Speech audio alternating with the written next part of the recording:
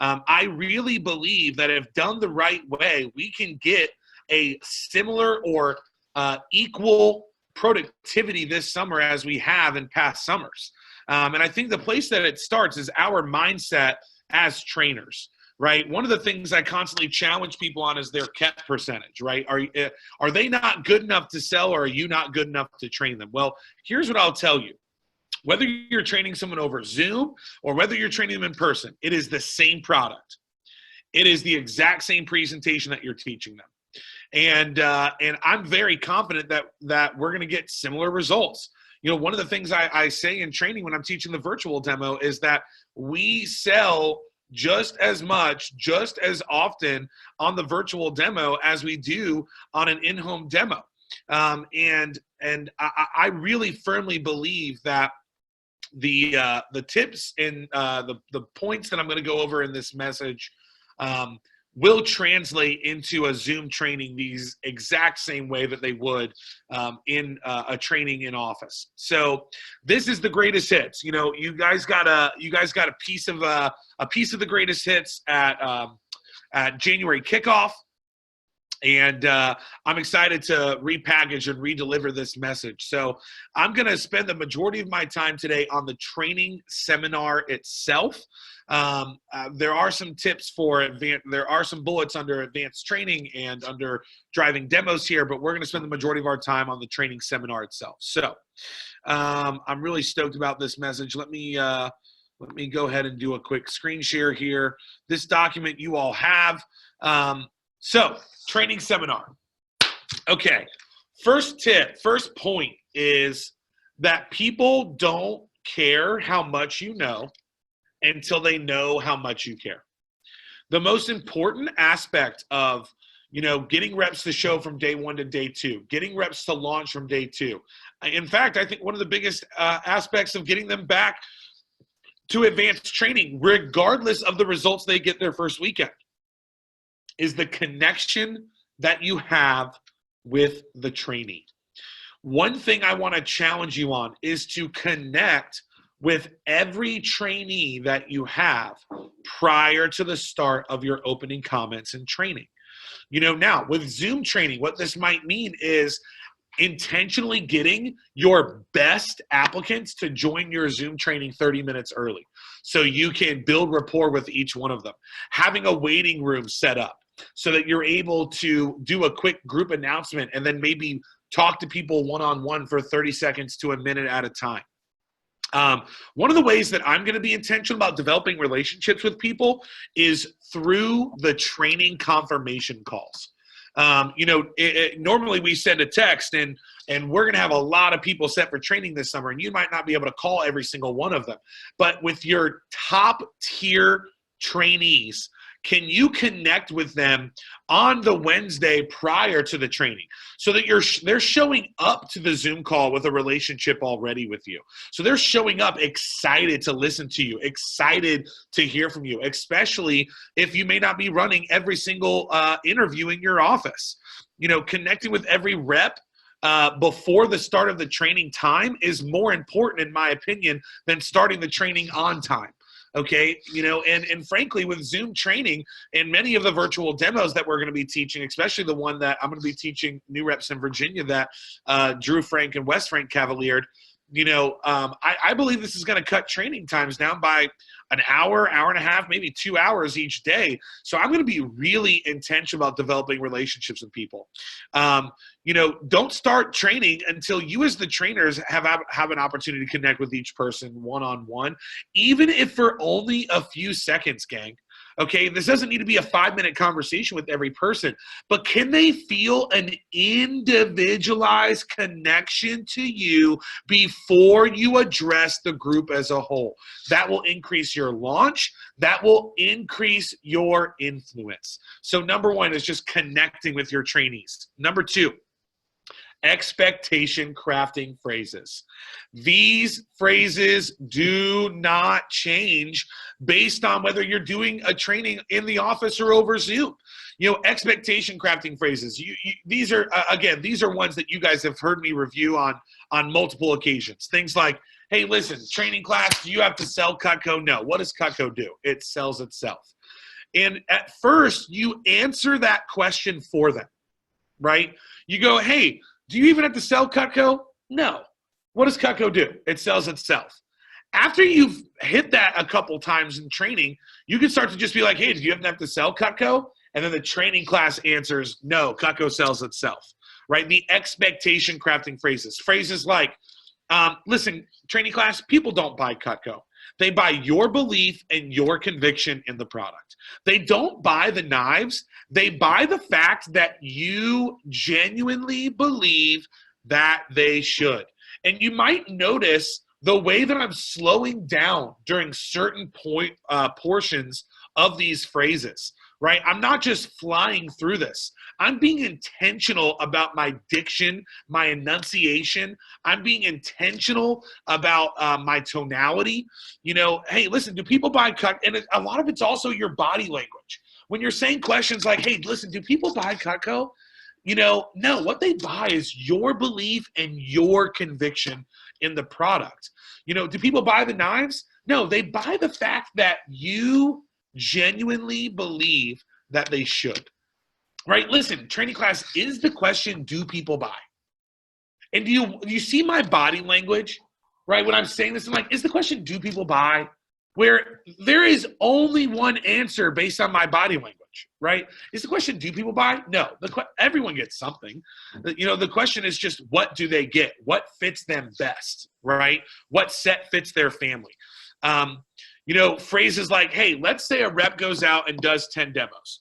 Out of those 10 demos, or let's say a representative does 10 presentations. Out of those 10 presentations, how many are going to get something?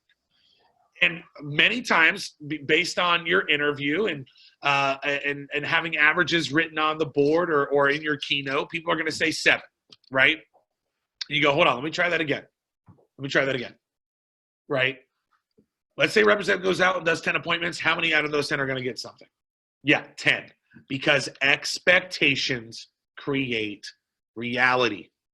When I'm doing the expectations create reality portion of my opening comments, that is how slowly I go through that sentence. I go, training class, listen, expectations create reality. In life, your expectations create reality, right? You think about the best players in basketball. When they go for a shot, you know, what do they expect to happen? They expect to make it every single time. Now, do they make 100% of the shots they take? No, but what's their expectation? To sell. If you don't expect to sell, don't even do the presentation. Expectations create reality. Phrases like, you know, listen, training class, there should there should never be a demo you don't at least sell something. I mean, when we're thinking about things like, guys, we make super shears. Those things cut through a freaking penny. They actually cut through the hardcore molded plastic packaging that everyone buys, right? All that stuff comes in. I mean, our cheese knife, oh my God, the table knives. Dude, the table knives are unbelievable. I mean, think about it like this. Out of 100 homes in America, how many of them have a pair of scissors in them? All of them. All of them suck. Cutco blows them out of the water. Out of 100 homes in America, how many have things like an ice cream scoop or a pizza cutter? All of them. Dude, our ice cream scoop is unreal. Our veggie peeler, right? Our cheese knife, the table knives and steak knives, the super shears. There should never be a demo that you don't at least sell something.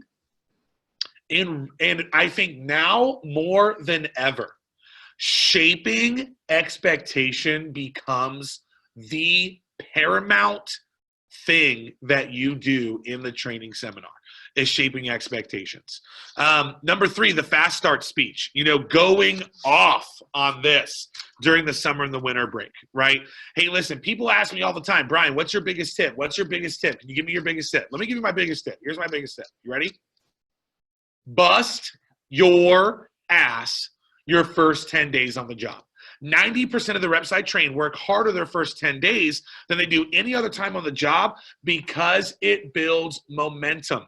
It's a lot easier to make a train go from 50 to 100 miles an hour than it is to make that same train go from 0 to 50. Momentum is the most powerful tool in life and in business. You know, many of our representatives go out, they kick ass their first 10 days, And they work harder their first 10 days than they do the rest of the summer so that after their first 10 days, they can put it on cruise control. How many of you, by a show of hands, want to work part-time? Okay, cool. How many of you want to work full-time? Okay, cool. How many kind of want to work between that? Okay, great.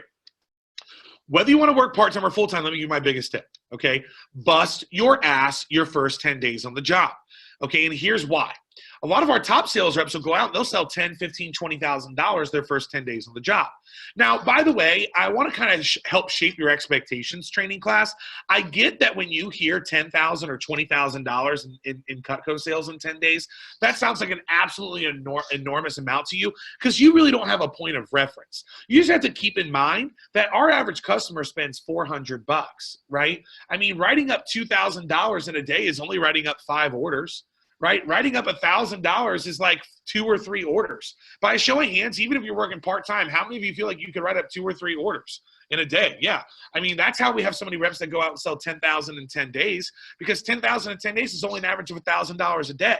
If you look at $1,000 a day with our average sales size, we're talking about 2 or 3 sales. I have people that do that part-time around class and sports. I mean, listen, Connor Fewen was a spring athlete and sold 10 grand his first 10 days. Wes Davis was a spring athlete, sold 10K his first 10 days.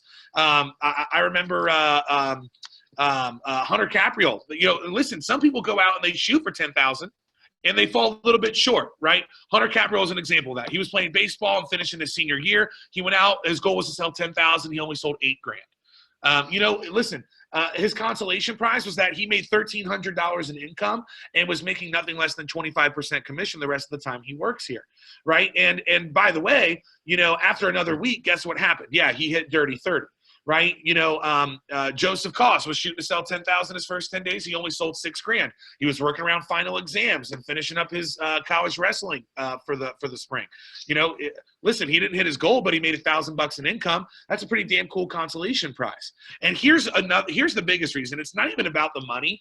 Let me tell you the real reason. The real reason that you really want to bust your ass your first 10 days is so that after your first 10 days, you can be working part-time, but you can earn full-time income. You have to think about, like, let's say you go out and you're working part-time. How many hours a week is a normal part-time job? Like 20 hours or so, 15, 20 hours. Let's just keep my math super simple. Let's say you're doing 10 appointments, right? If you do 10 presentations with some phone time, I mean, we're talking probably about, I don't know, 12 to 15 hours, something like that. So let's say you do 10 presentations. Well, out of the 10, how many are you going to get something? How many are you going to sell them? 10. That's exactly right, because expectation creates reality. Now, if we're being more conservative, let's call it like 7 or 8. Let's just use 7 to keep it a really conservative example. You know, 7 sales, our average order is $400. You know, 400 times 7 is $2,800. And when you're looking at 30% commission, you know, you're talking about making $700 to $800 a week working part-time because you worked so hard your first 10 days on the job. Okay. And giving that example, one of the tips I'll give you, one of the things that I'm going to do is I'm going to use whiteboard. Okay. I'm going to use whiteboard on Zoom to do that example. I'm going to say 10 point and I'm going to type it right into the whiteboard. So that might be something you want to write down as far as an enhancement for your Zoom training. But I think about going off on this even harder this summer. Why? Because they don't have anything else to do. Why? Because they can do more demos than they ever have before. Right? And why? Because they have a completely open schedule, right? So the fast start stump speech and just going off on that. Number 4, creating comfort around selling to people that they know. You know, this is something, this was an adaptation that kind of materialized into my training seminar through losing a lot of sharp reps throughout my career because I would go so hard on selling. I would go so hard on the fast start. And then some of my best kids, my wealthiest kids, my most well-connected kids would be like, hey, I don't really feel comfortable with this. I feel like I'm taking advantage of my friends and family. This is one of the most important parts of the training seminar is creating comfort telling people that they know. Phrases like, hey, listen, training class is the goal to go out there and make a bunch of money off your mom and your dad and your best friend's parents. Again, look at my body language when I'm doing this. I'm like, is this the goal? No. My body language is intentionally leading the answer, right? Without giving them the answer, my body language is leading them to know what to say. I'm going, listen, is the goal to go out there and make a bunch of money off your mom and your dad and your best friend's parents? No. Now, it will happen as a byproduct of you being a great customer service rep. Are you going to be there just to sell something to them? Are you going to be there for you, for your sale? I sure as heck hope not. It's about them. Because let me share with you this.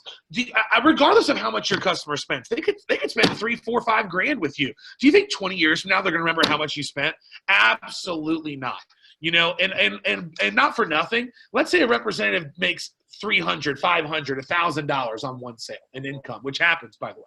You know, how long are they going to have that commission for? A couple weeks, a week, a couple, maybe a month, right? How long are they going to have the Cutco for? It's not about you. It's about them. It's about facilitating a fantastic customer service experience for your customers. You know, when I'm talking about the Forever Guarantee, one of the things I go off on, one of the things I really loved about selling Cutco was this Forever Guarantee. And the reason I loved it is because I never felt like I had to leverage my integrity. This is a great phrase. I didn't feel like I had to be some slick, sleazy salesperson. All I said was, hey, Miss Jones, you'll buy this once, you use it every day, and you'll never have to replace it. You know, and then I share personal stories like, listen, I'm from small town USA. Everyone knows everyone. When I go to the grocery store over the holidays to grab a gallon of milk or some things for my mom, inevitably I will see someone that I sold Cutco to. And every single time the conversation starts like this, Bryan, oh my God, my knives. They're so great. What are you doing these days? I'm like, actually, I'm still with the knife job. They're like, no way. Oh my God, the knives are great. And usually it turns into another sale. When I was in college, when I would go grocery shopping, 9 times out of 10, I had this Cutco hoodie. And I would wear the Cutco hoodie almost every single time I went to the grocery store. And without fail, I booked a service call. I would have some mom come up to me and be like, do you sell Cutco? I'm like, yeah, I sell Cutco. You don't understand. I love my Cutco. I've had it for 20 years. Creating comfort, selling to people that they know. You know, one of the things that my brother, Chris, I just got to shout you out here, Chris. This is just such a fantastic idea. I really think this is something that the entire region should jump on. Chris thought about how do we further deepen this point, right, of creating comfort, selling to people that they know. Well, one of the ways that we do that is through product conviction. And listen, you may not be able to do, a cutting clinic, but here's something that Chris did in his training this week. He had customers who owned Cutco stop into his training. And instead of doing a rep stop by, he asked questions like, hey, how long have you owned your Cutco? What's your favorite thing about it? Which set do you own? Can you imagine owning anything smaller? No? Why? If you had to do all over again, would you spend the money again? Great. Right? And getting customers to stop into the training to help build that conviction. Hey, by the way, who sold you your Cutco originally? Oh, it was your family friend? Were you doing it just to help them out initially? Well, kind of. We took the appointment just to help them out.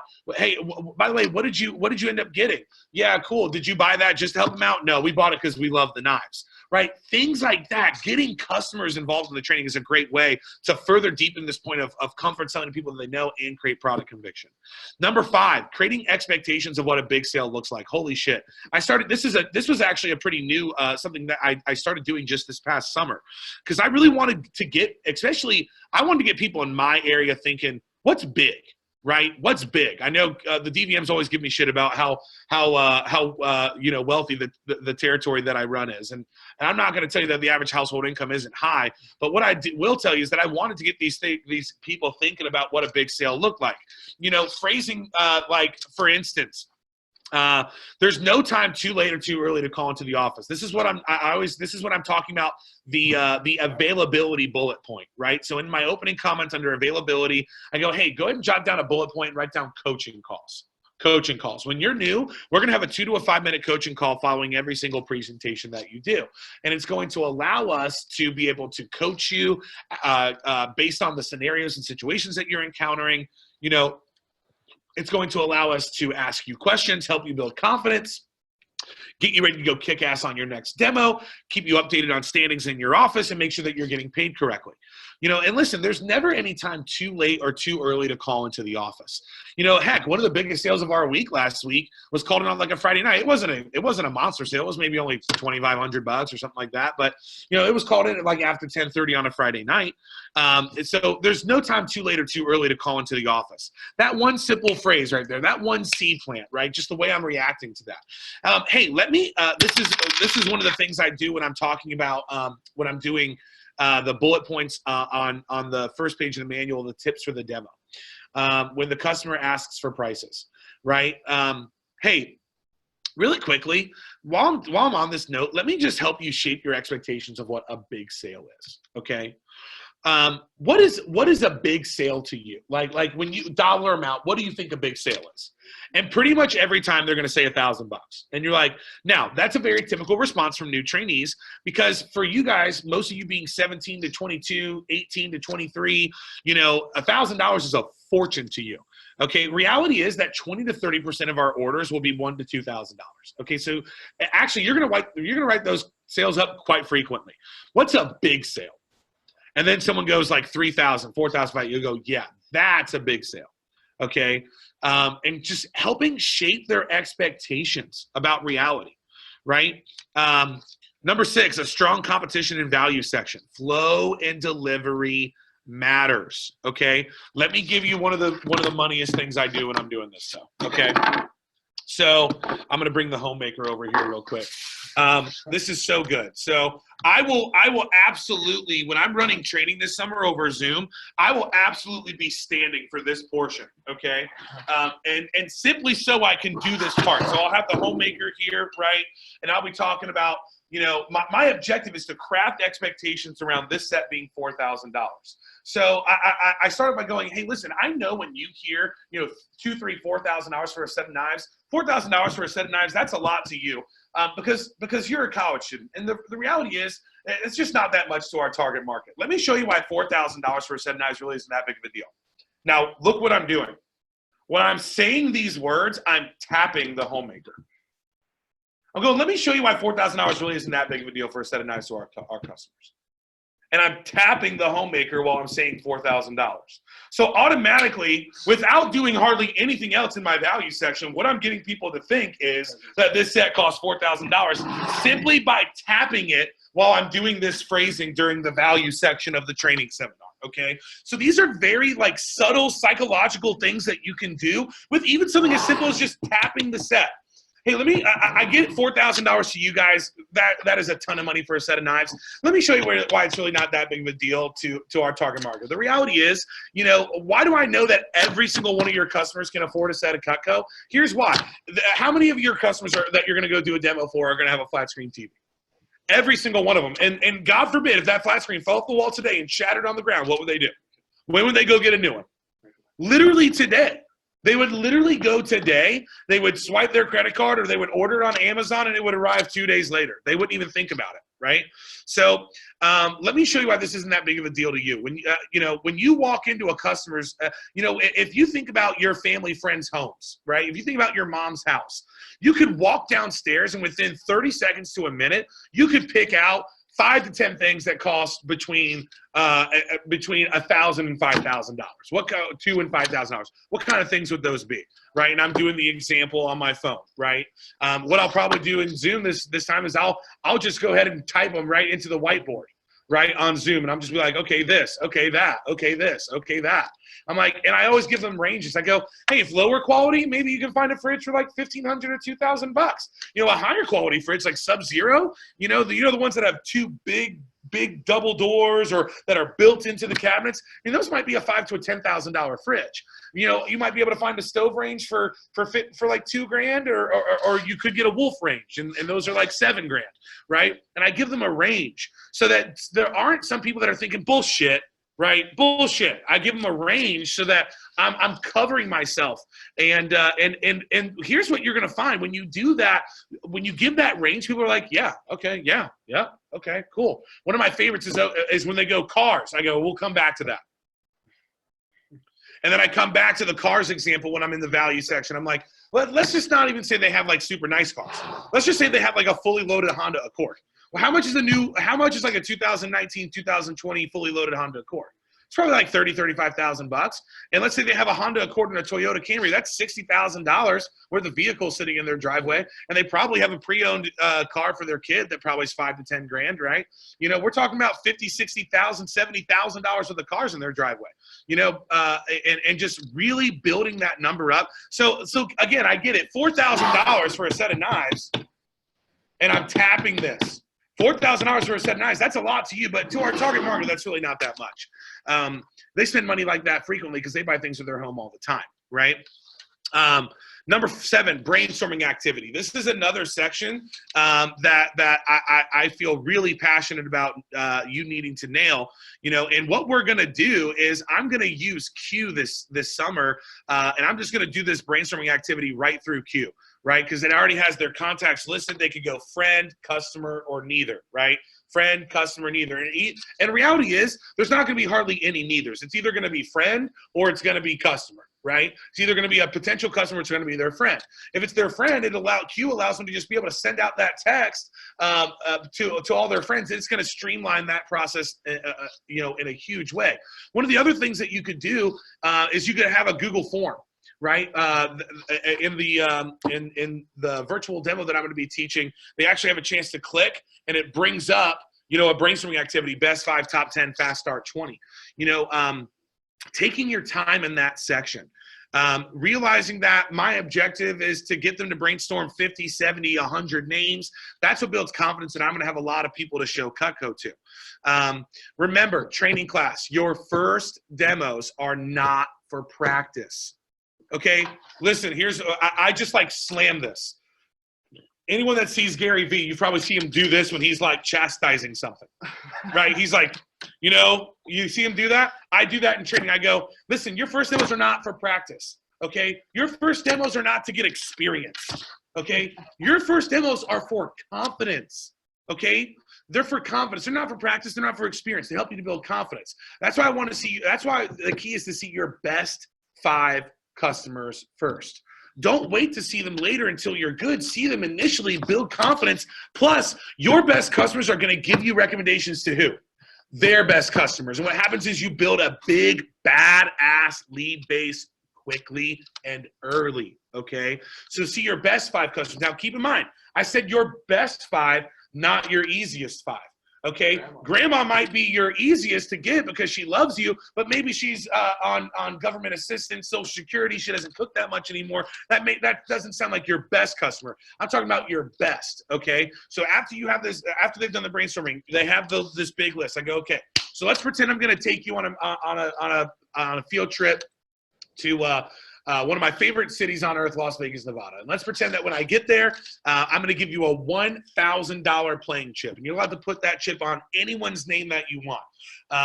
If you had here's how it works. You put your name on, you put your chip on that person's name. You make a sale to that person. You double up. The $1,000 chip turns into $2,000. Okay. You have a no sale with that person. Dealer rakes and you lose it all. If it was a $1,000 bet, who would the very first demo you do be to make a sale with? Okay, put that person's name where it says slot number 1. Using that same philosophy, go ahead and brainstorm your best 5, your top 10, and your fast start 20. And really getting them thinking about who's going to buy, who am I going to sell to versus who can I show, who can I see. Right, number 8, phone jams at the end of day 1 and day 2.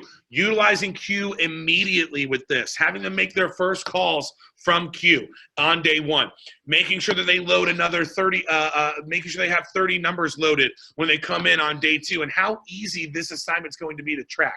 You know, I think about a PSM, a branch, a district manager. You know, if you notice someone in your training class doesn't have their 30 uploaded, you know, and you're starting day 2 of training at 10 a.m. and it's 8 o'clock, and you notice when you're starting your day and you're looking through Q that they don't have 30 numbers uploaded, just being able to shoot them a quick text. Hey, I saw in Q that you don't have your 30 numbers uploaded yet. Not a big deal. You're not in training yet, but I just wanted to give you a heads up to make sure you have that done before you come in, and really driving that forward. I think that's critical.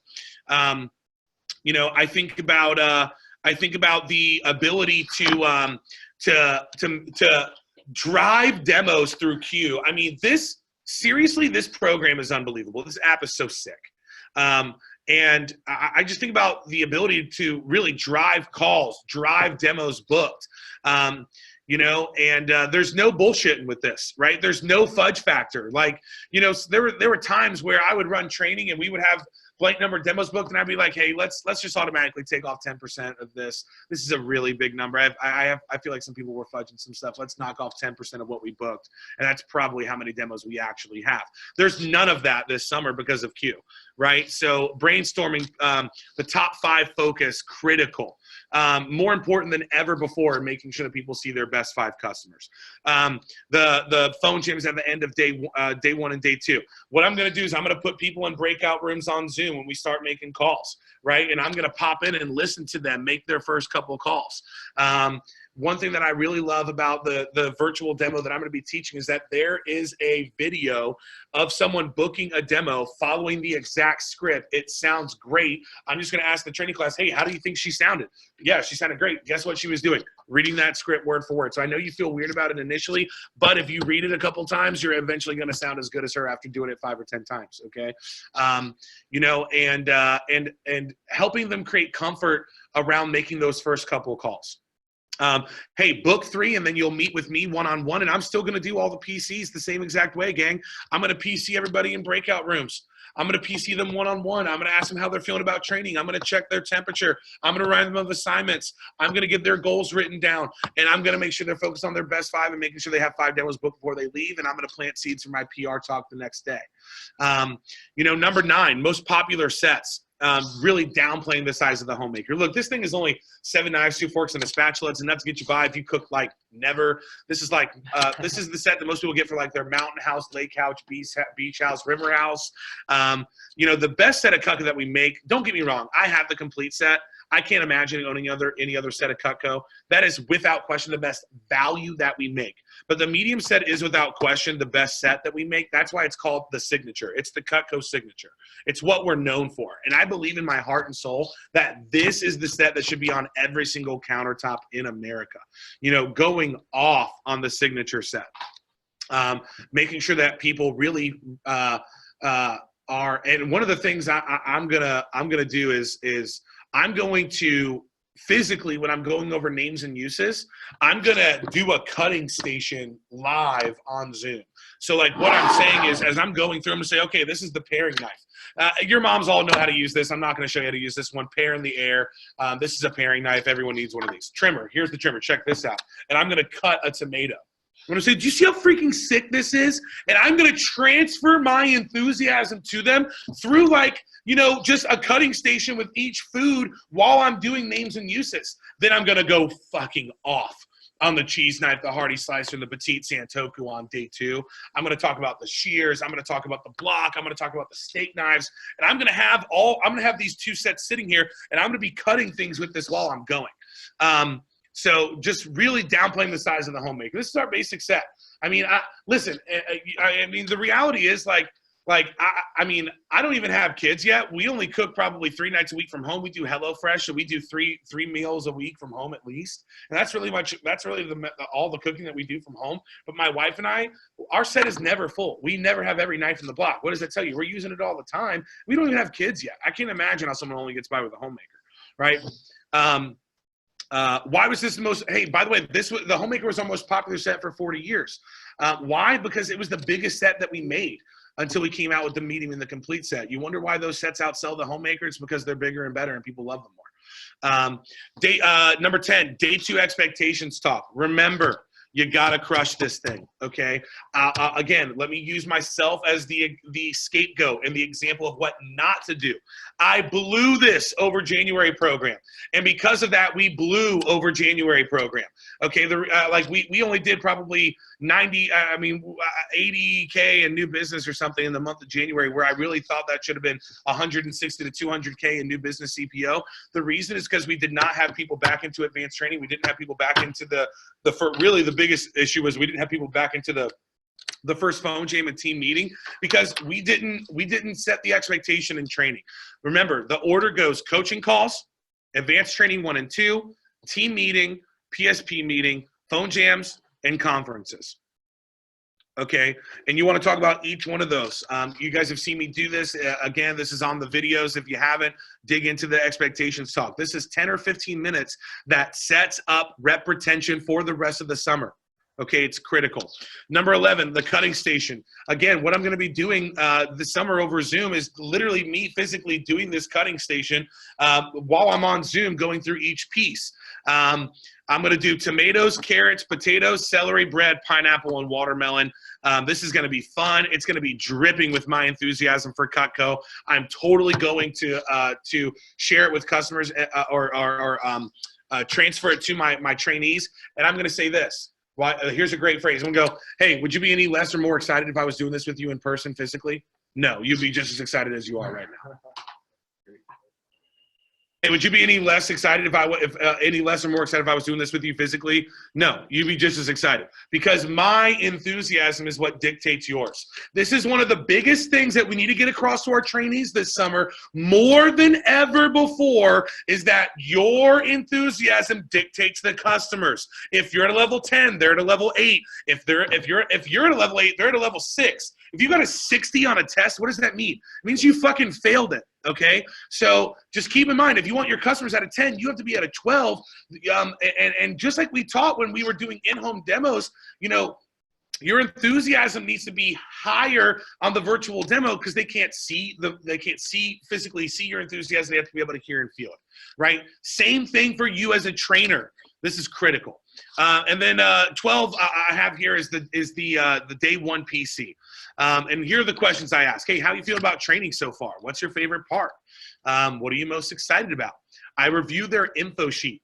If you did not get a chance to make a deep connection with them, let's say it was only a 10-second, 15-second, 30-second rapport builder before you started opening comments, this is where you can spend 60 seconds to 120 seconds, 1 to 2 minutes with these people and develop that relationship with them. One of the keys I would be doing in this is something like, hey, dude, can I just tell you how excited I am to work with you? How pumped I am to have you on the team and mentor you this summer. I'm really excited. You're fantastic. You were engaged in the training today. You were taking notes. You have fantastic energy. You know, I'm just really, really excited to have you, man. You're going to kick ass. And making sure that leaving feeling on day one is, man, I like this guy. I like this girl. I want to continue working here. I'm pumped about this, right? And making sure that you review assignments and then inspire, don't require. Teach them how to get phone numbers looked up.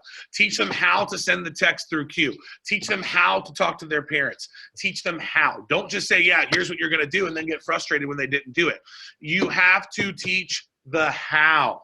Okay, and inspire through the why. Inspire, don't require with the phone names and phone numbers assignment. And remember, plant the seed for the PR talk hard. Okay, I go, hey, by the way, Zach, like I said, I'm really, really excited to work with you. You kick ass. You are the type of person that we want to build this team with and around. Okay, so tomorrow I'm going to give you a chance to recommend some friends of the job. Dude, recommend everyone. Recommend as many as you can because you're the type of person I want to build this thing with. So these are some of the training seminar greatest hits. On this document, there's also some advanced training greatest hits and then driving demos. But I'm sticking just to the training seminar in this message today. So let me come up for air. Okay. I know I'm coming at you with a lot of info, a lot of content on this. Here's again, if I can just really boil this down. You need to develop a connection with the rep. You need to shape the rep's expectations. You need to influence their enthusiasm and teach them the importance of their enthusiasm to making the sale. You have to help them develop product conviction without them touching the product. Remember training, okay? What is the objective? That we launch reps with product conviction into immediate action. Okay, so you need to be thinking about that. That is the overarching theme of this. Everything else that we're doing is just designed to support those two things: product conviction and leaving training with immediate action. So I appreciate the opportunity to speak today, Scotty. Hey, Bryan, you've got a little extra time here. I know this wasn't in the game plan, but I think it would be beneficial for this group, unless you already covered this, to talk a little bit about Dirty 30 and how the Dirty 30 promotion can be woven into the training seminar and the impact that having a Dirty 30 culture can have on your summer. Maybe take about 5 or 6 minutes on that, Bryan, and then we can wrap it up. Absolutely. Yeah, Dirty 30. Listen, training class, I want to take a moment here, and I want to talk to you about the pay structure. And I'm going to just start with a review of the pay structure from the interview. Again, what I'm going to do is I'm just going to do this on whiteboard, on Zoom. I'm going to put the commission levels on there, right? And I'm going to say this now from 6 to 10,000, you make 25%. Now from 10 to 20,000, you make what we call Dirty 30. And I have to stop here for a second because training class, listen to the words that are about to come out of my mouth. Okay. Are you listening? Are you engaged? Okay. Listen, when you hit Dirty 30, you have set yourself up for financial independence for the rest of your life. You should never have to worry about money. You should never have to ask your parents for money for anything ever again. You make 30% of what you sell. Okay. We're talking about you go out and you write up 4, 5, 6 orders and sell $2,000. That's a normal week for our reps. Most of our reps are selling about $2,000 a week. Some reps are selling 3, 4, 5. Some reps are only selling $1,000, right? Again, shaping expectations. Some reps are selling 3, 4, 5. Some reps are only selling $1,000, but most of our reps are selling about $2,000 to $2,500 a week. Okay. Well, can you imagine selling $2,500 a week at 30% commission? We're talking about making $700, $800 a week, working 15 hours, 10 hours. I mean, hell, you could write up $2,000, $2,500 in 1 or 2 orders. When you hit Dirty 30, you're setting yourself up for financial stability for the rest of your life. And listen, training class, listen, Dirty 30 is not the finish line. Okay, it is the starting point. Life begins at Dirty 30. Okay, once you hit Dirty 30, that's where the job really starts. That's where you can really take advantage of the financial opportunity here. Okay, and let me also tell you this: Dirty 30, there's a couple other really cool perks that come with that. Did you know that we sell Cutco cookware? Did you know that we sell pots and pans? No, you didn't, because we didn't even talk to you about that. And guess what? I'm not going to teach you how to sell cookware and pots and pans until you hit Dirty 30. But once you hit Dirty 30, you go through a cookware training. And just so you know, the cookware that we sell is even better than the knives are. It's unbelievable. Okay. When you hit Dirty 30, you also put yourself in a position to be interviewed for our Leadership Academy program. And I'll tell you, without question, my favorite part of my job as a division manager is being able to work with my Leadership Academy representatives and potential and future leaders. You know, in the Leadership Academy, we teach students how to manage 5 things very, very well: time, money, energy, themselves, and other people. And I don't care what you want to do long term. I don't care what field or career you want to go into. Learning how to manage time, money, energy, yourself, and other people, those skills are irreplaceable. They make you more confident, more successful, regardless of what you do. Also, when you hit Dirty 30, you become a member of our President's Club. And then I'm going to read the letter. And I read that shit slowly. And when I get to the last paragraph, I really slow down. And then I'm gonna put the letter on the screen like this. I'm gonna go, hey, by the way, do you see what that signature says right there? Yeah, that says Albert D. Leonardo. Just so you know, he was ranked the number 27 CEO in America, ranked above Mark Zuckerberg of Facebook and Tim Cook of Apple. That's who signed your letter of recommendation. The CEO, ranked by Business Insider, higher than Mark Zuckerberg, higher than Tim Cook. This is not some letter of recommendation from your baseball coach. This isn't from your guidance counselor. This isn't from your, the camp leader at the camp that you were a counselor at for 3 summers. Okay, this changes the game. This changes the game. And when you hit Dirty 30, you also become a member of our President's Club. Also, the other cool thing about hitting Dirty 30 is once you hit Dirty 30, you're putting yourself in a position to become a member of what we call the 5-Figure Club. Our objective this summer is that we have 30 representatives that join the 5-Figure Club. And the 5-Figure Club is when you make over $10,000 in income. Our objective is that we have 30 representatives in our organization this summer, in our office here in Northern Virginia, that earn over $10,000 in income. And obviously our 10 assistant managers are going to be shoo-ins for that. Generally, our assistant managers make 10, 20, some of them $30,000 in income in a summer. But our objective is to have at least 20 new sales reps who join the 5-figure club. And when you hit Dirty 30, you're putting yourself in a position to join the 5-figure club as well. Listen, and the question is not, are you going to hit Dirty 30? Listen, I'm not going to tell you it's every rep, but the majority of reps that I train hit Dirty 30. Okay, the majority of the reps that I train hit Dirty 30. The question is not, are you going to hit it? The question is, when? How quickly? Okay, listen, like I said, a lot of our top reps sell $10,000 their first 10 days. I have some reps that sell that much the first day or two. You know, Lindsay Nichols sold 10 grand her first 2 days. Haley Fox sold 10 grand her first 2 days. Alex Stubblefield sold 10 grand her first day. She did 6 appointments and sold 10 grand. Okay, her first appointment, she sold about $6,000. She had 4 more appointments. She sold a homemaker on each one. She sold 10 grand that day. You know, she made $2,000 her first day on the job. Now, that's not everybody. Those are some of my top performers, but I just want to give you an idea that I don't care if it takes you your first day, your first week, your first month. When you hit Dirty 30, you really you're setting yourself up. You've crossed what I would call the starting point, and that's when things really take off. So that would be some promotion points on Dirty 30. Awesome, Bryan. Thank you for sharing that. And guys, that aligns with our objective. We talk about big CPO and big development. How many people can you get going for 10K? If they're over 10K, they're going to be development candidates. The Dirty 30 culture in Virginia is like no other. So this is a focus we want every office to have.